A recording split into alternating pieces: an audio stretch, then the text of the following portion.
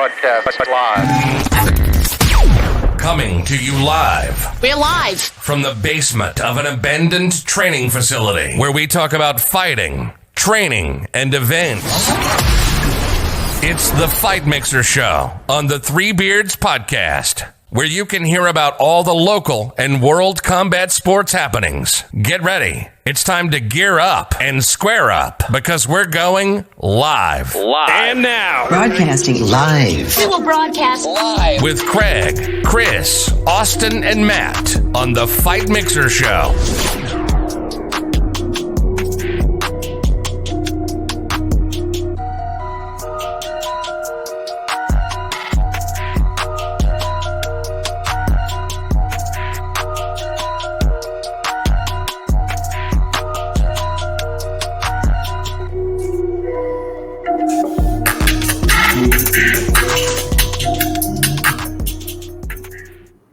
Welcome to the Fight Mixer Show on the Three Beards Podcast, brought to you by Broad's Beard Care. My name is Craig, along with me, Austin, Chris, and our guest host for the night, Jeremy Davis. You have seen him before. He is on here from the Make a Change Father and Son podcast.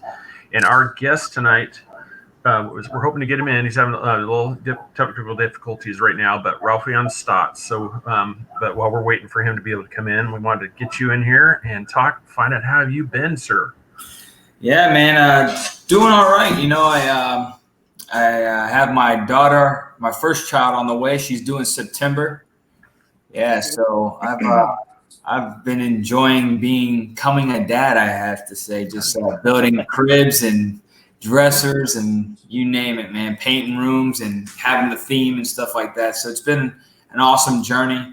Of course, the Make a Change Father and Son podcast, we're doing well, doing phenomenal. I branched off and started my own YouTube channel with Be Your Inspiration, just by myself, a raw, uncut, just same thing, kind of like Make a Change, just obviously just giving tools that I've used, pretty much just telling my story through another platform. Nice. So that's awesome. Congratulations, by the way. You know, thank you. Yeah, that's awesome. It's amazing. People always talk about, you know, it's just like, oh, your life's gonna change. You know, you're like, yeah, and then when things start happening, reality starts setting in. You're like, yeah, it's gonna change. Yeah. You're like, oh, it'll be okay. And then you like I said, you start looking at this stuff, and as soon as the kid comes around, you'll just see just things, and then those times when you used to be, you remember those free times and me and honey, we just used to hang on the couch, just do our thing. Then now you look back, you're like, what did I do with all that free time I had? Yeah. And number one rule is you got to sleep when they sleep. If you're home from work, you can't clean while they sleep, because when they wake up, you're not going to go to sleep. So number one rule is while you home helping mama out, take care of that baby when he or she first come, you better get some sleep while she sleep or he sleep, because when he wakes up, you're not going to sleep. Yes, it'd be a fun journey. I'll tell you what, man. I've embraced it. When I had my two boys, not a problem. Great, fun to be around. I just had my daughter last year, and my anxiety's through the roof now, man. I don't know what happened. I'm always worried now, and I'm like, it's because she's a girl. I don't know, but dude, it's still fun though. They're fun to be around. Now, does anybody else want to, tell Chris that we might want to get him some help? He's just straight drinking out of the Patron bottle right now. It looks like every time he does it, it looks like a giant moonshine just gallon. I'm sitting there looking. It's like, okay, I got this. I'm taking a sip, and then all of a sudden I see him back. The only thing he's not doing is two hands just. I mean, we went live, and I didn't have a chance to get a cup. I mean, but it's almost empty anyway, so I had a last little slip, I know. We're just messing with him, man. That's all good. Yeah, but no, I'm serious though. Y'all, you just keep being great, bro. That's right. No, after the quarantine, I might be in AA for real, because not working out. I'm gonna have to go to the gym or something. I mean, I noticed everybody done bought bicycles. These bicycles are gonna be on the curb for the trash man after the quarantine. I'm gonna start picking them up. People that rode bikes before the quarantine ain't never rode a bike in their life. They're like, oh, we could buy a bike. Now, watch that. Somebody posted on Facebook. They had a little meme thing. They said, Yeah, recycling guy saw the bottles out by my can. He put a little A sticker on my can, judgmental prick, monitor business. So I was laughing about that. It's pretty much just going to be how it is for all of us. We're just going to be like, yeah, I think it's time to lay that off for a little while. We better go for a run. Yeah. It's crazy. I'm glad they made a liquor store as essential. That's an essential business. I tell my wife, hey, I need to go to the liquor store. She's like, oh, for real? I'm like, that's an essential business. The government said so. So it's crazy too. It's like with me being like in the mental health industry, it's just like dude, it's nuts to see like an essential place be a liquor store where, these people that I communicate with and build up are those that, are addicted to alcohol, addicted to some kind of substance, to where alcohol being, their go-to to ease pain. And right now, skyrocketing. And it's like, I have to instill and work a little bit harder to just let them know that, what we're dealing with now will pass, and you don't want to be behind. You don't want to be all that work you've put in. You don't want to leave. I occasionally drinking is cool, whatever, but pounding some shit down every day is definitely not the way to go. Nah, it's not at all. So you're a mental health counselor, or inspirational speaker. So like when we talked about last, when I was with you guys last, it was just, I was going through so much with my story that my story has just evolved now. It's huge. I got a lot of things in the work in the next few months to continue to, share that story. But I was just in a major car accident in February. Yeah. I almost lost my life. I'm super blessed to still be here. So I've added that, of course, to my story, because at that time I was like, man, like I've been doing everything right by the book, and what's going on. And I had to go battling that depression, and I can't let myself get there. To then a doctor telling me that, hey, your fighting career, you might have to take it easy. You may have to, I don't know, try to figure something else out. But I don't let no one tell me that I can't do something until I go out there and do it, But of course, I got to make sure my body's in the right shape and stuff. But I just use my tools in life and things that I've overcome in life to then give to those that are battling. And with the Make a Change Falling Sun podcast, we've used our story to just uplift. And then that's when I was like, you know what, I want to have something where it's me and my full story as I'm writing my book, and just give that message out to those that are battling. Because it's hard for people to speak up about their true battles and demons and stuff like that. But one thing, I mean, I'm sure you probably already know this with the things you're going through, but maybe the enemy says he's not down low enough. But God, at the end of the day, when you bounce back, you'll bounce back in full VIP mode, Oh, for sure. Good evening, sir. How you doing?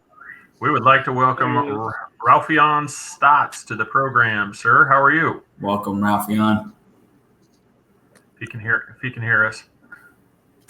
Hey, I'm gonna be honest with y'all. I can't hear nothing y'all saying because my internet or something is jacking up. I'm going through it right now. we can hear you. So. Do you got some earbuds?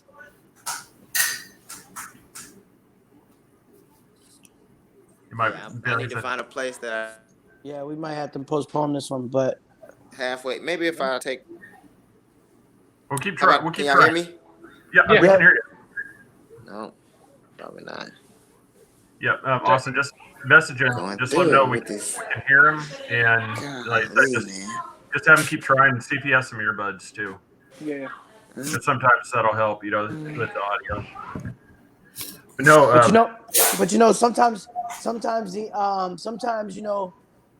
gotta let things happen to you, just to show you that, hey, you're not at your lowest point yet. When you get at your lowest point, then I'll build you back up, and then you come back even victorious. I mean. Yeah, I love using the line like that. I love using everybody looking for that comeback story, that remarkable comeback story. In any movie, you know what I mean? We've all seen Creed.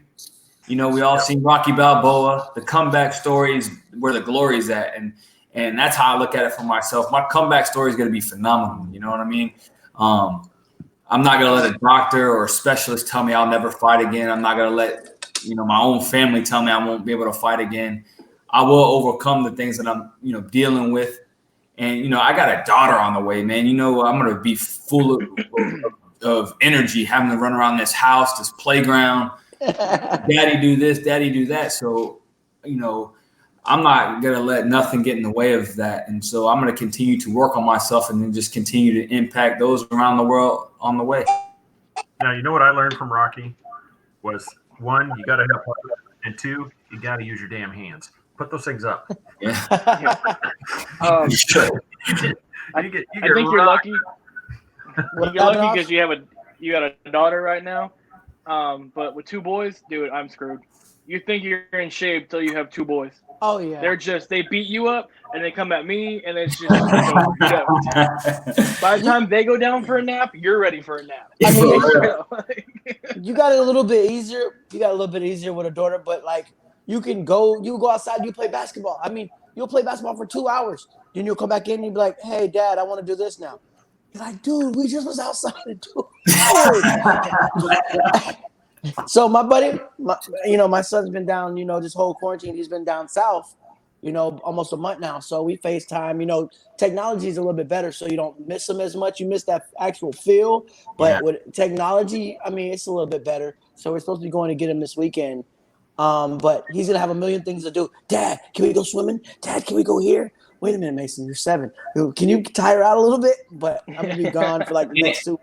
I love that because what I'm trying to instill into a lot of people now is like, you got to look at the positive in these situations. A lot of people don't get to spend time. We were just talking about tonight on podcast. You're not spending time with your family.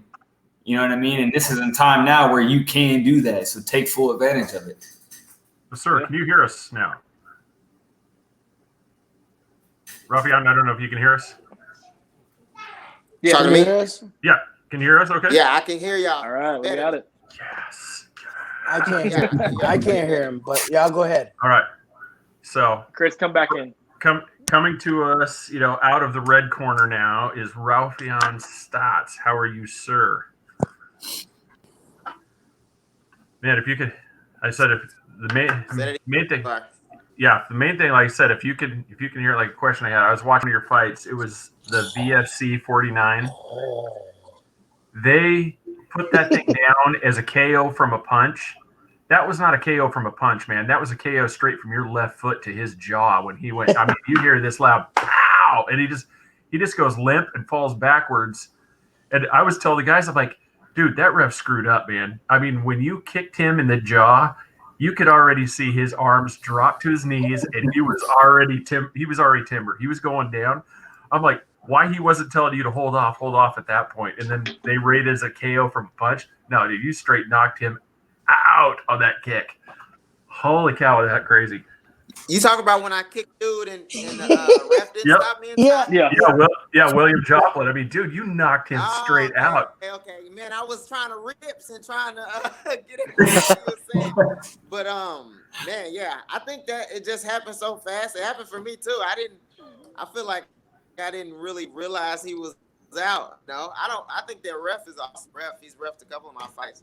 I just felt like I didn't. And for me, it was a thing where I hadn't really knocked a lot of people out like that before, so I wasn't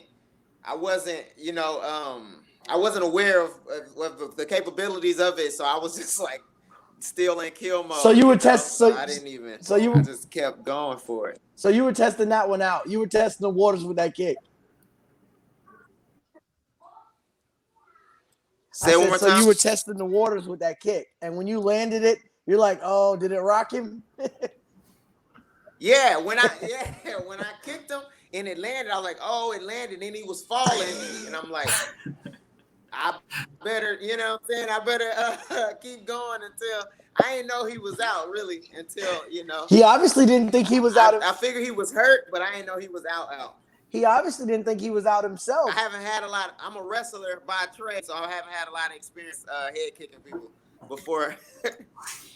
So before that, did you slip or did you lose your footing? I seen you go down a little bit, but it wasn't from contact, and the ref didn't call it. I mean, because it wasn't from contact. Did you slip as you were backing up, or he kind of caught you a little bit?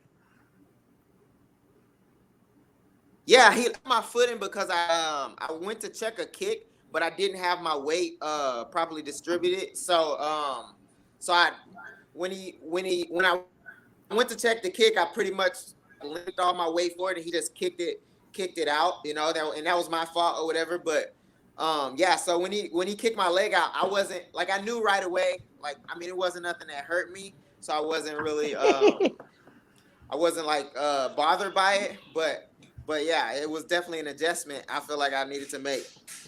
Okay, yeah, that fight was awesome. Yeah, because we were talking about that after you KO'd him, and they're holding their hands up to call the winner. As they're calling, by knockout, raising your hand, you can see the guy over there like, no, I wasn't knocked out. I wasn't out. No, I wasn't. I'm like, dude, you today went flat. Yeah, we were just joking around. It's like, no, night. Yeah. There was no question, buddy. You were knocked out. You're gone. But no, I looked at you, dude. You've got just that on your jab. You have got that wicked strike that you set up with that right. You throw that, you get them to rock backwards to avoid it, and man, it is lightning fast for that left foot strike to the head of that kick. Yes. I mean, you've hit a few people in a couple fights where it's just, yeah, man. They Duke has developed that kick of mine. Him and some other coaches, Joe Nickel and Scott Cushman, they developed that kick. I didn't really have a left high kick before I came to Rufus Sport, but they like drilled that in me, and that's like, it looks good. Even I remember before that fight, drilling that kick over and over again, and now I'm like super dangerous with that, that part of my arsenal. Our number one fan had a question for you. You said something about wrestling. What made you get into MMA, and when did you first get into MMA before,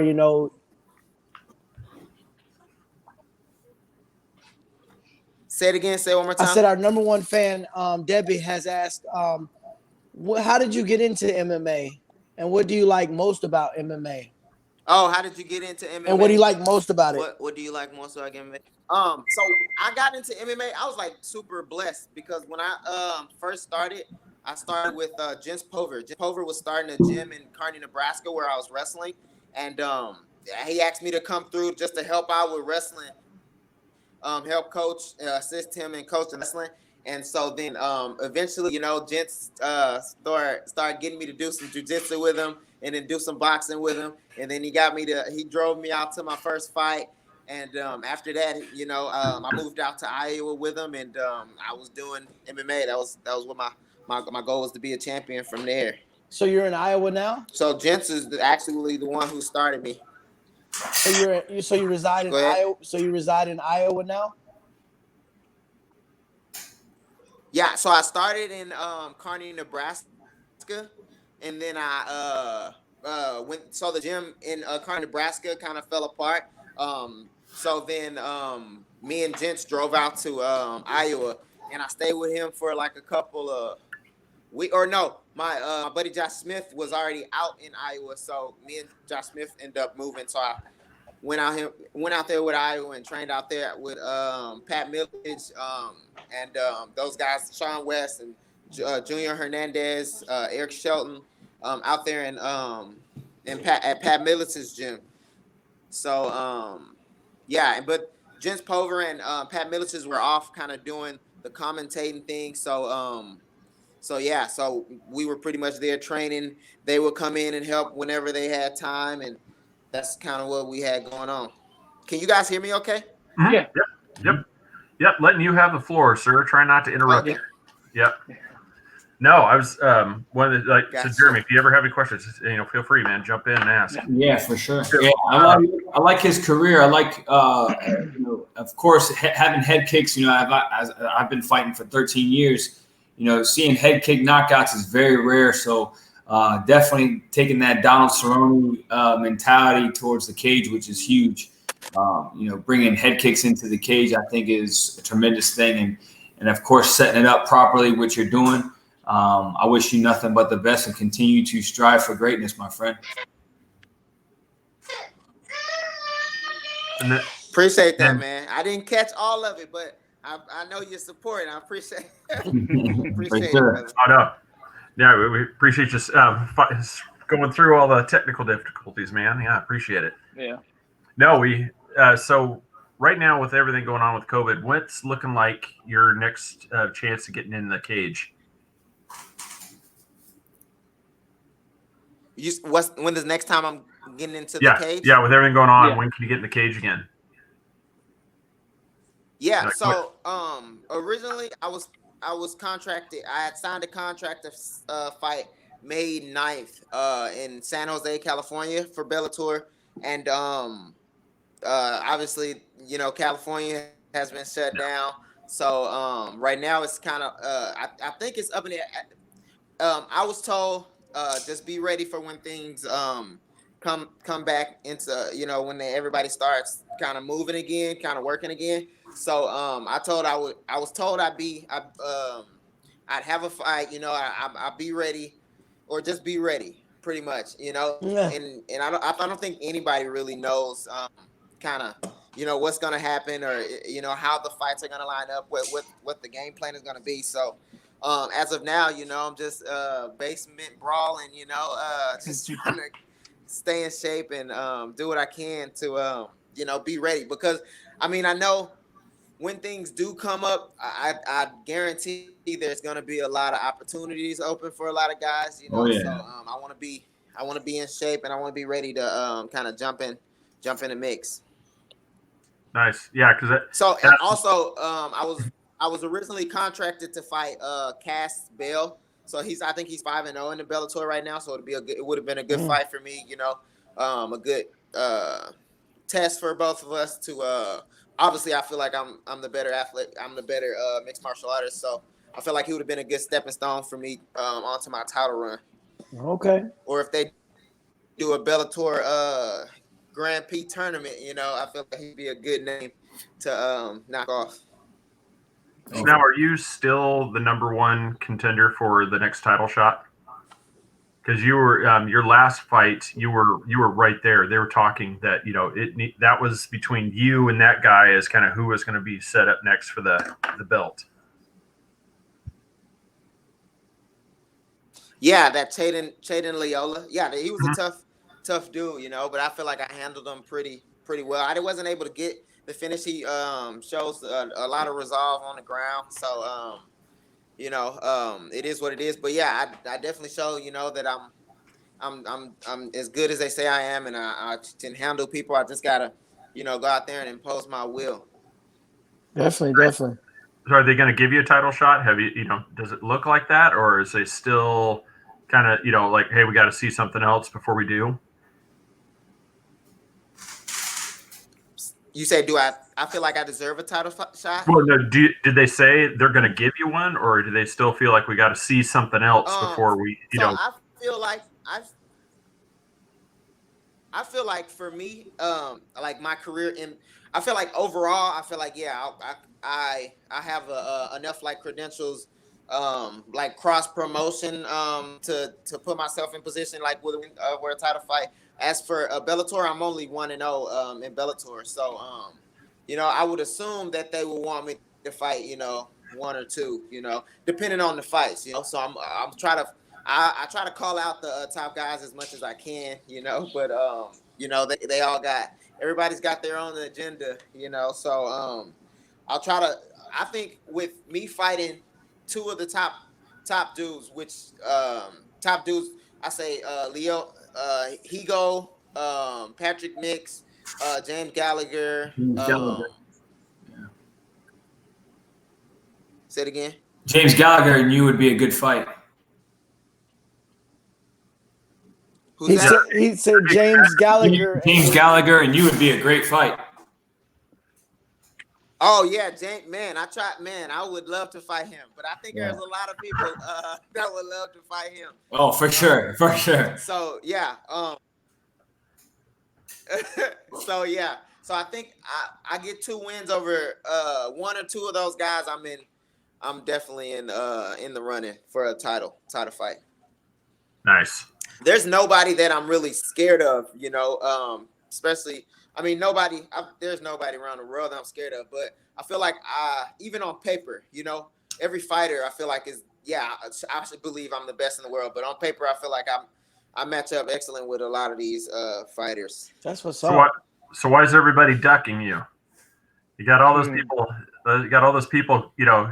Trying to avoid a fight. I think you've had 3 or 4 that have, just for some reason had a reason can't make it.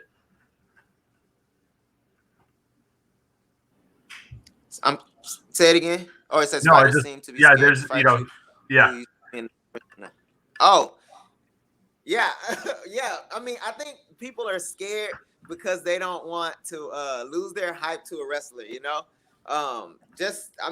Wrestlers are just good positionally, and they're good at slowing or making you fight at their pace, whatever that pace may be. So that's uncomfortable for a lot of fighters. Me myself, like I feel like wrestlers are the easiest, but it could be because I understand the wrestlers, So but yeah, so I think that's the thing. They don't like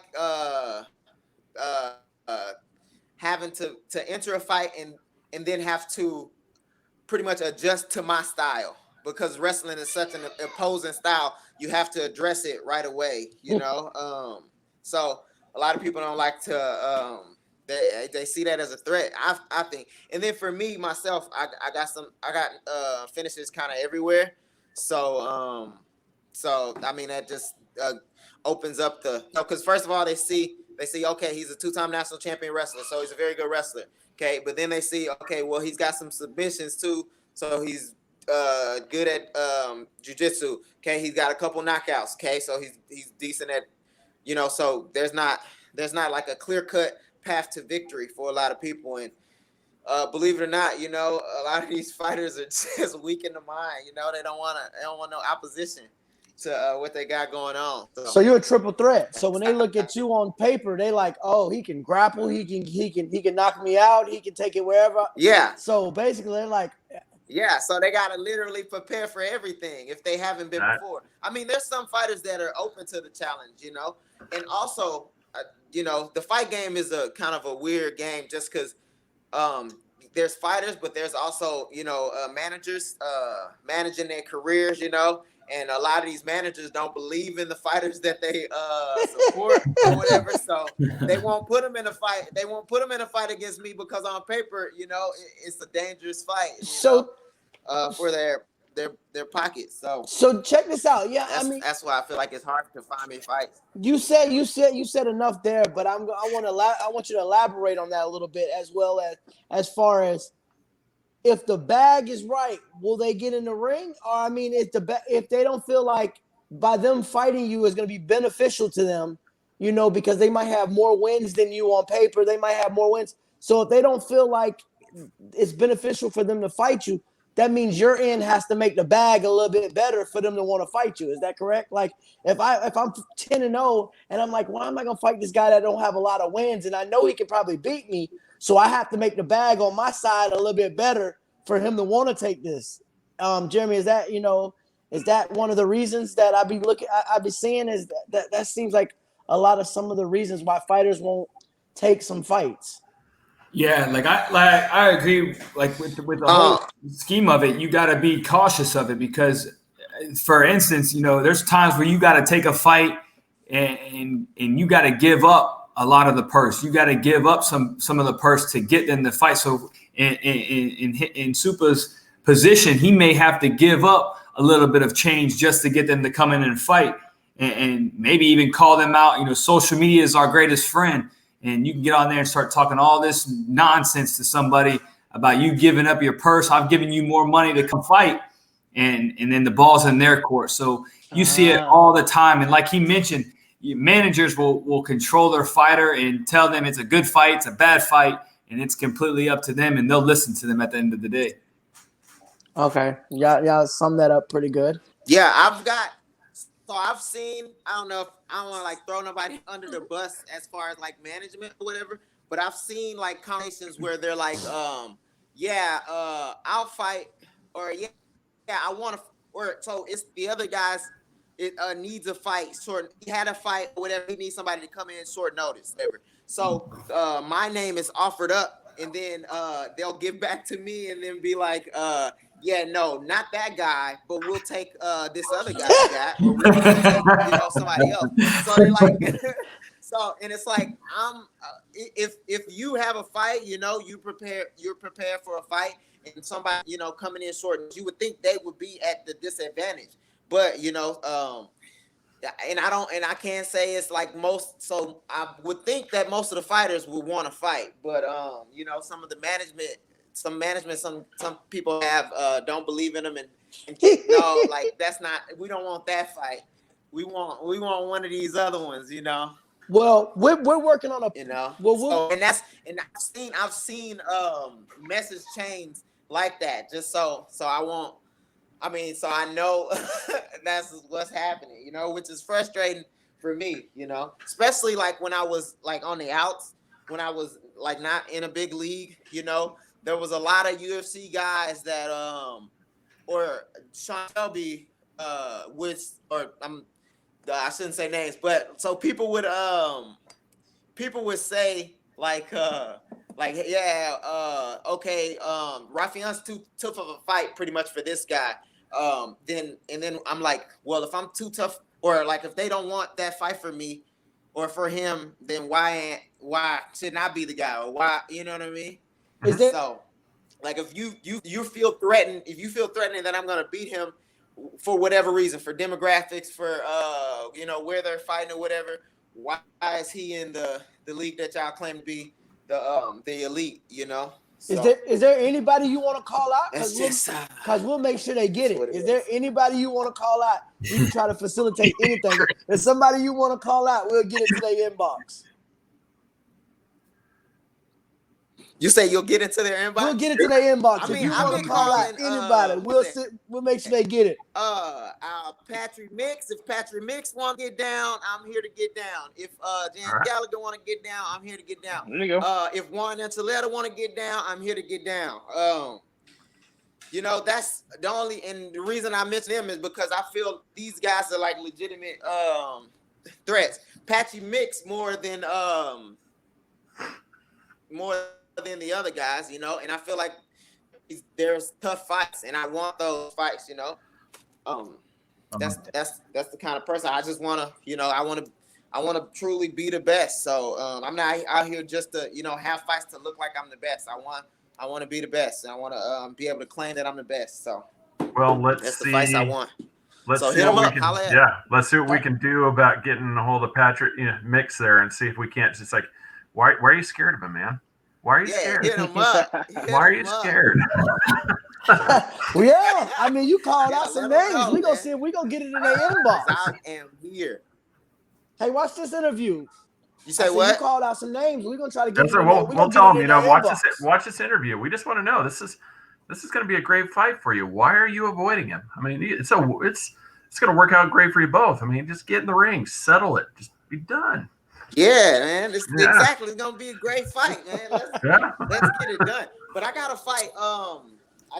Now. Hopefully, hopefully I'm fighting this Cass Bell kid.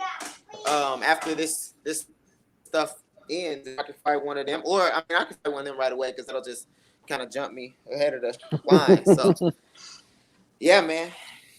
I'm hoping, you know, everything pans out with this Corona stuff quick, so I can get back at getting the cage. That's what's up. Hey, sorry, Florida's trying for you, man. Hey, Florida is trying. We're trying to open it back up. They're trying to let these events go on. So they've already approved WWE. So, you know, MMA's got to be right around the corner. So you might be coming to fight in Florida because it seems to be we're the ones that are wanting to open up for business. As we should. Yep. I didn't get that. I didn't get that one. Well, no, what? Yeah, we're gonna have to get you down to the Sunshine State to get you down, you know, down here and get you down here and fight. Florida's open for business, but man.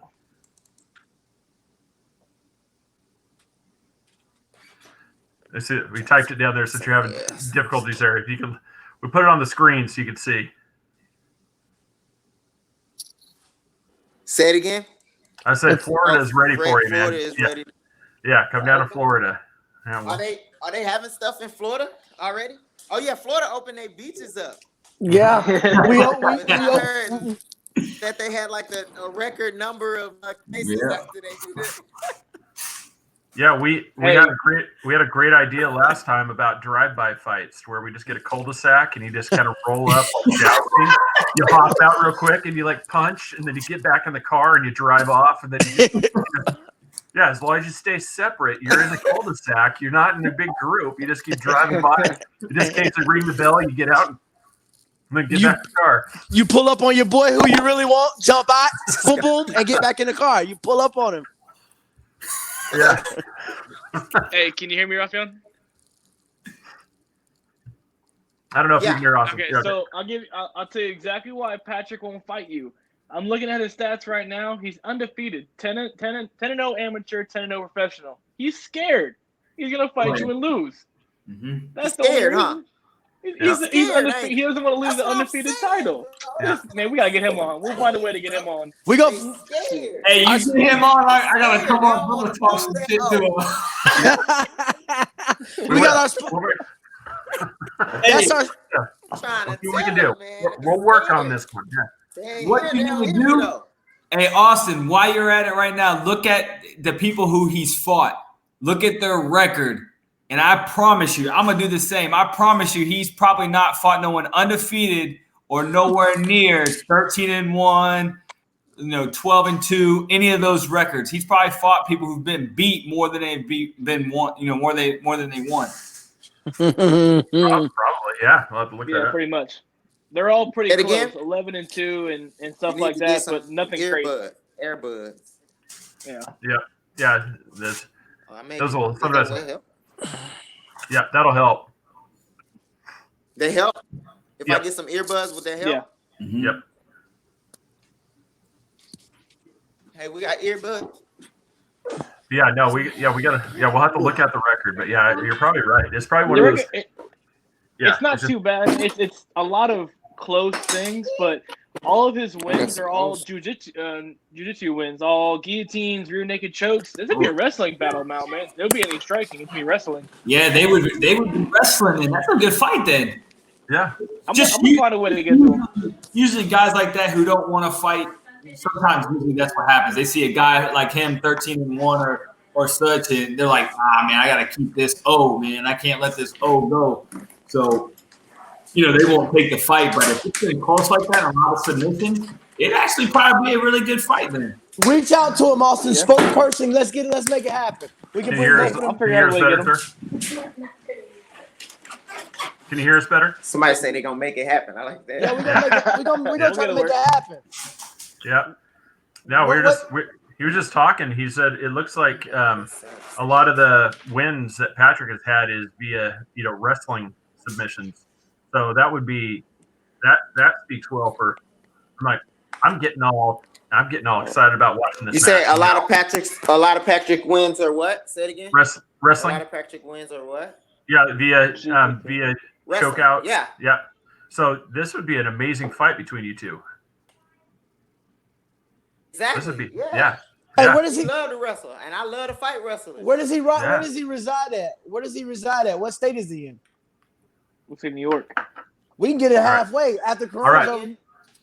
Now in New York, he fights for Jason Wink. I think. Man, we got to get it halfway. Meet in the middle somewhere and sell some tickets in the middle. We got to do like a presser type thing. We got to get you both on here so we can get you guys talking back and forth and get this happening. We'll just talking on the same time. We'll sit back and we'll be like, ooh, do it. Get him on here. Hey, I got him on Instagram. I'm gonna start messaging him. All right. No, he had. So I was. We're on this. Even at first too. I feel like his record was like semi padded before he went to Bellator, but since he's been in the Bellator, he beat some tough guys. Like that last Japanese guy. Actually, they had offered me to fight him before Patrick Nix fought him. And I don't know what happened, but it fell through. And so that guy was a good guy. And the Ricky Bandejas dude, that guy was a good guy. So I think it'd be a great fight, So so tell him don't be scared and put on the dotted or sign his name on the dotted line. Scared money don't make money. And Hey, we're working on it, man. I got it. I got his Instagram. We're working on it. I got his phone number, and I got his email. So we're gonna be working hard to get this. We're working on it. Austin, you haven't met. say you gonna put him on the what? On the email? Yeah, we're gonna email him. We're gonna text. Instagram, give me some Twitter, good Wi-Fi for it. Yeah, you gotta plug into the Wi-Fi, get a computer or something, because we're gonna try to line this up so you can talk to him, and we see what we can go with this. Yeah, back and forth. That's what I need. That's what I need, bro. Especially during quarantine. I got things I can tell this boy. I got this. That's what we're here for, is to help facilitate these things and just get this thing go. Help facilitate some trash talk. I appreciate it.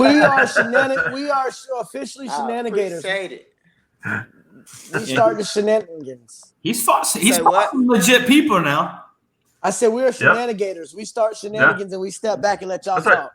So I said it's just based off of the fights I've seen you do. Yeah, and the fights, just let him talk. what you said. Just let me talk to him.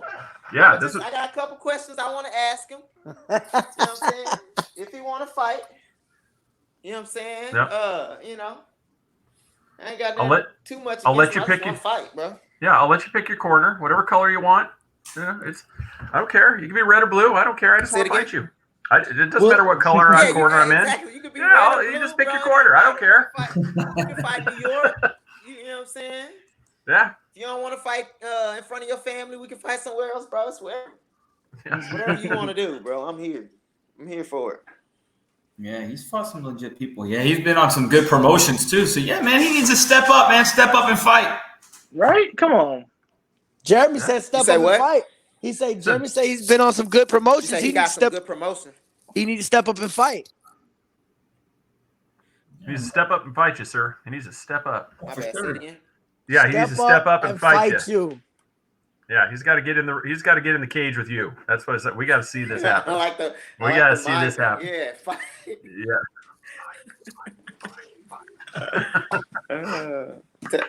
Awesome. Well, sir. Tell him, Clarence. Tell him. We just need to fight. Tell him. Tell him. Oh, he gone. See, he's scared too. Oh, he back. Tell him. There we go. That's awesome. Well, Raufeon, thank you very much, sir, for coming on. We'll get you on again, especially we'll once you have that Wi-Fi set up, we'll get you on so that way you can hear all of our questions, and so that way you're not struggling to listen. I apologize for that difficulty. Oh, anytime, man. It was fantastic. I really enjoyed having you on. I thank you for taking time out of your night and coming on and talking with us, sir. Absolutely.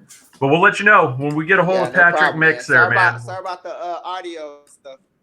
Hey, we'll get you on again when we have it, but we'll see what we can do about getting this others. Yeah, we'll see what we can do. We'll be in touch. Yeah, for sure. All right, sir. Well, thank you. Have a great night. Bet. It's nice meeting all y'all, man. Nice meeting you too. We'll be in touch. Well, Jeremy. So besides the difficulties, I mean, like I said, I go, dude, this would be cool if we could get Patrick Mix on here. I go, yeah, we gotta have you on too, because that would be, dude. So what's your take in a nutshell? Is he scared to fight him because it's really not beneficial for him to fight him? Like when Austin brought him up, I was able to look him up. Like I wasn't catching his name, but I looked him up. Like the dude's fought some people, man. Like I don't see why. I don't know if the offer's been made. But I don't see why he would say no. Yeah. He just fought on Risen. Japan's top dudes over there. The dude was 23-7. And he demolished him? So bro. So I think this would go down as a really good fight. So we'll see what we can do. And to especially go back on Bellator. I mean, he's fought on Bellator twice. So to go back on Bellator, especially coming out of this, Bellator's gonna be ready to rock and roll. To go on there and fight, I'm like, man, if Buddy would go out there and start promoting it, and just sometimes, what I wish I would have done in my career is talk trash, just to hype stuff up, just to get more interaction. I think he could get it. So I think, with the Three Beers podcast, getting Patchy Mick, is that his name? Patchy Mick. Yeah, Patchy No Love Mick. If you guys get him, when he comes on here, I think the Three Beer podcast could get with Bellator and magic happen. Yeah, that's great. magic. We'll work on it. We'll bring the magic to you. Yeah. Hey, I'm going to the fight. I tell you that. How crazy would that be? Right now, we're just interviewing him. We're doing this. It's like, oh, hey, we got another guest on. All of a sudden, here comes Raufeon. Just pop in. And it's like, hey, why are you ducking Jerry. me? Why are you ducking me? Yeah, Jerry. I'm tuning into that one. Yeah. Hey, so, you're gonna see me just pick up a box of popcorn. Yeah.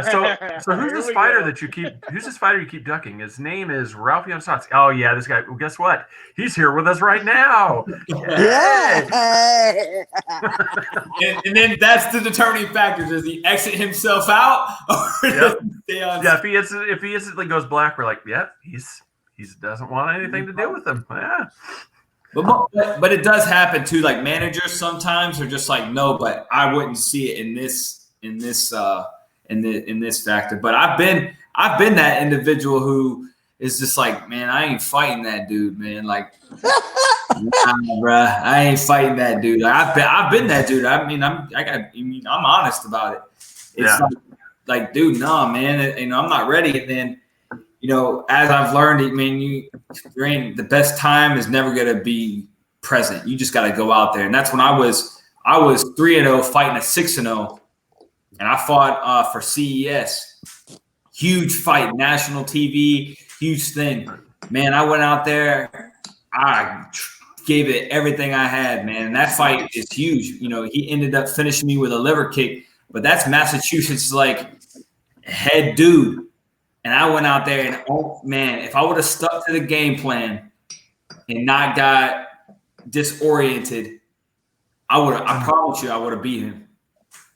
Wow. Well, like I said, we're glad, man, that everything is, you're doing so well after that accident. So I saw that and I was worried. Like you said, we want to get that part. Debbie needs you to get in shape so that way you can get down there and she can get her walk down that. Down there in the cave. I need her. I need her. She's on a mission, man. She's an awesome individual. I'm glad you guys have seen that in her.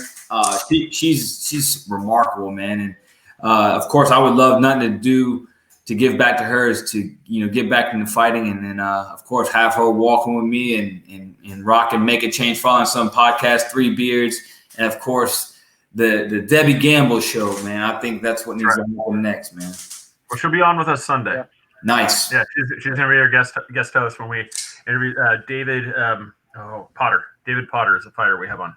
Okay, cool. So, we'll be talking with him. So Debbie will be our guest host.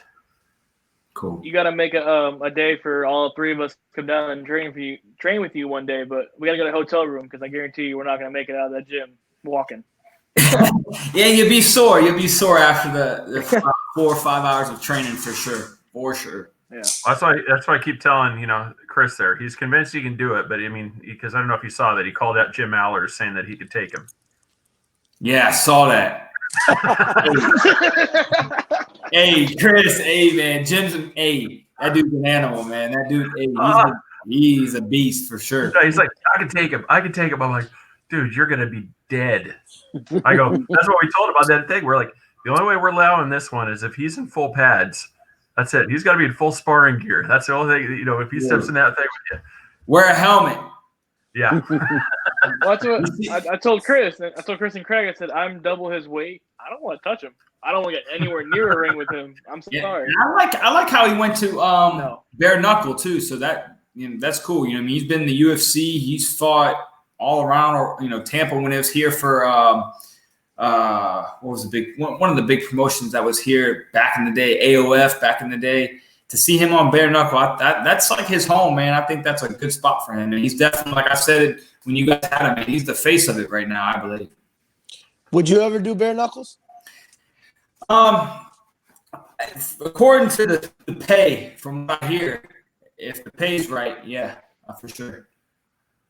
Yep, awesome, sir. Well, we I said we got another guy on there that's on Joe Wilk. I said he's always looking for a fight. If the money's right, the purse is right. I said if the pants move, he's going to take that fight. Yeah.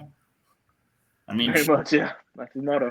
So, no, well, sir, I thank you again for coming on at short notice. Helping us out with guest hosting. I said we really appreciate it. Once again, the floor is yours. Please plug your podcast and the thing you want before you go. Yeah, absolutely, guys. I appreciate you, of course, having me on, last minute. Of course, I was getting done with my podcast, so thanks for having me on. You guys can check me out. My dad and I have our own Facebook channel and working on some other things, other platforms to make a change, following some podcasts. And you guys can check me out on YouTube at Be Your Inspiration and just checking out daily content. Mental health is real. And so I use my story to continue to impact those around the world and just stay blessed. And as always, remember, it starts with you and it ends with you. So just keep on keeping on. Thank you, sir, very much. Appreciate it. And we will talk to you later on. Later, guys. Have a good one. Right, you too, sir. Yeah. All right, gentlemen. Well, this episode has been brought to you by Broad's Beard Care. Use promo code 3beards with capital B. Get 20% off, free shipping on your entire order. Stuff's amazing. Good stuff. Good, tremendous stuff. Tremendous stuff. It's a great. Since I started using it, beard, game changer. Between the beard soap, I feel like and the beard oil. I feel like if I miss a day, I feel like the beard god's looking down on me like you don't deserve a beard. Well, you don't use it, man. It smells good, it feels great, and it always makes your beard better. Even the beard balm, it feels so much better. Oh, yeah. Your significant other doesn't want to snuggle up against steel wool. I mean, they want to have something that's nice and smells good. So feels good. Nanny Cakes, nice, Nancy Burke, other sponsor. Mention us. You're going to save 50% on your cake. Like we've been saying right now, especially with quarantine, she'll still make your cakes for you. But if you're in the Central Florida area, super easy. If you're not in Florida, it's definitely a lot harder to get a cake. It's still possible, but like I said, it's just. Ship it. Yep, definitely get a picture first before it gets shipped there because it may not look the same. Yeah. Depending on what. No matter how much you put fragile, not gonna happen. I think the delivery drivers throw it harder when you see fragile, so we'll figure out a way. I'm sure. Definitely. Debbie, thank you for watching. Everybody, thank you for watching. Check us out on YouTube, Instagram, Twitter, obviously Facebook. We're here. Please, on all these platforms, share it, get it out to people. Anybody that's been on here, send it out to your followers, get them here, because the more we can get out there and the more likelihood we're going to be able to get a hold of Mix and maybe get this thing happening. So we got to get the feelers out there. Everybody send this stuff out, help us out. And check us out, 3beardspodcast.com. We've got our own gear there. Hopefully soon have some more. Check that out. Support us if you can. Just by watching it, it's great too. But thanks everybody. As we'll see you Sunday when we're talking to David Potter, and we'll have Debbie on as guest host. So, gentlemen, have a great night. We will see you Sunday. Thanks, everybody, for watching.